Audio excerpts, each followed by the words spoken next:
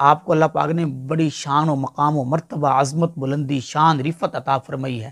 انبیاء علیہ السلام کو ختم کرنے والے ہیں۔ بسم اللہ الرحمن الرحیم۔ السلام علیکم ورحمۃ اللہ وبرکاتہ۔ معزز ناظرین، کیا رسول اللہ صلی اللہ علیہ وسلم بھی بھول سکتے ہیں؟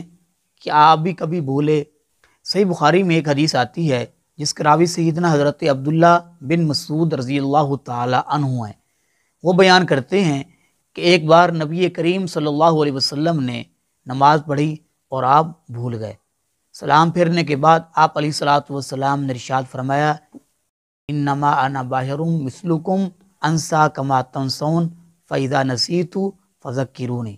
آپ نے فرمایا کہ میں بھی تم جیسا انسان ہوں، بشر ہوں، تو جیسے تم بھولتے ہو میں بھی ویسے بھول جاتا ہوں، تو جب میں بھول جاؤں تو تم مجھے یاد کروا دیا کرو۔ اور یہ حدیث پاک صحیح بخاری شریف میں موجود ہے۔ تو دوستو بھائیو، نبی پاک علیہ الصلوۃ والسلام اللہ کے نبی ہیں، آپ کا بڑا مقام ہے۔ انا سید ولد آدم، آپ ساری کائنات کے انسانوں کے سردار ہیں۔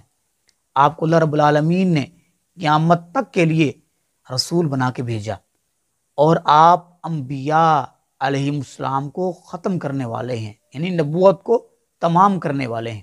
آپ کو اللہ پاک نے بڑی شان و مقام و مرتبہ، عظمت، بلندی، شان، رفت عطا فرمائی ہے، لیکن آپ انسان ہیں، آپ بھی بھول جاتے تھے، جیسا کہ اس حدیث پاک میں آپ نے ابھی سماعت کیا ہے۔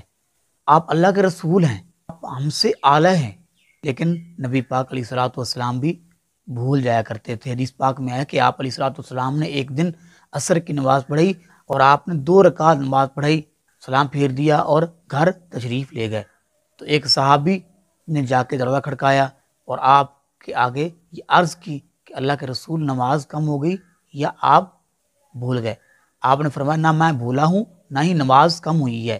تو آپ مسجد میں تشریف لائے تو صحابہ کرام سے پوچھا، کیا یہ صحیح کہہ رہا ہے؟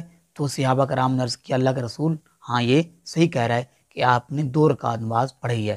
تو آپ علیہ الصلوۃ والسلام نے پھر اعلان کروایا، جو صحابہ کرام نماز پڑھ کے چلے گئے تھے ان کو بلایا گیا، اور آپ علیہ الصلوۃ والسلام نے 2 رکعت نماز اور پڑھی، اور اس کے بعد سجدہ صاف کیا۔